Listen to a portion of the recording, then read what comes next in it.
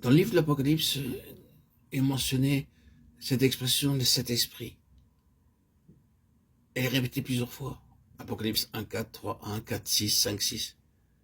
Nous comprenons la signification de la plénitude du Saint-Esprit dans nos vies, par lequel Dieu veut nous amener sur son trône. La totalité du message du livre de l'Apocalypse peut se résumer en un verset. Sur l'Apocalypse 21, 7, Dieu dit « Je serai son Dieu, et il sera mon fils ».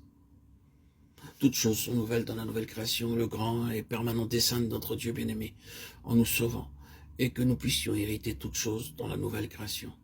Il est très difficile de comprendre sur cette terre ce qui est réellement notre héritage, mais nous l'acceptons comme la parole de Dieu et y croyons sans aucun doute ni question. Au début du livre de l'Apocalypse, notre attention est attirée vers le trône. À cette époque, l'apôtre Jean était prisonnier dans l'île de Patmos. Patmos est une très petite île à environ 100 km d'Éphèse. Nous savons tous comment l'évangile fut introduit à Éphèse par Apollos tout d'abord, puis Paul vint dans ce lieu plus tard, ce fut Timothée, pour finir l'apôtre Jean y travailla. Les croyants d'Éphèse eurent le privilège d'être instruits profondément des choses de Dieu et du salut par ces grands serviteurs de Dieu. À cette époque s'éleva une grande persécution contre tous les croyants.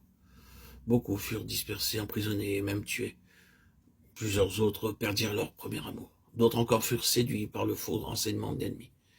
Telles étaient les conditions à Éphèse au moment où le Seigneur Jésus apparut à l'apôtre Jean dans l'île de Patmos, où il lui donna le message contenu dans le livre de l'Apocalypse. Naturellement, toutes sortes de questions venaient assaillir les pensées de l'apôtre, entre autres. Quel sera l'avenir des croyants? Il est tout naturel pour nous de nous demander ce qui arrivera prochainement lorsque nous voyons l'ennemi se faufiler parmi les croyants, lorsque nous le voyons actif autour de nous, que les croyants sont dispersés et que très peu demeurent vrais. Le Seigneur répondit à toutes les questions qui assaillirent les pensées de l'apôtre en ces jours, à savoir comment allait-il vaincre l'ennemi et comment un jour nous élèverait-il à une autre position sur son trône selon sa promesse. Dans tous les chapitres 1, 3, 4 et 5, nous trouvons le message du trône. Remarquez particulièrement Apocalypse 3, 21.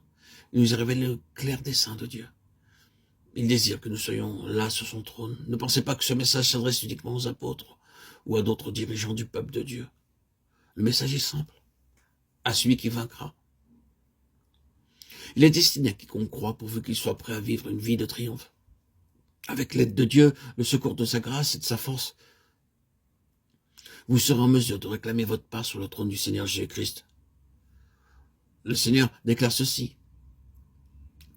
Celui qui vaincra, je le ferai asseoir avec moi sur mon trône, comme moi j'ai vaincu et me suis assis avec mon Père sur son trône.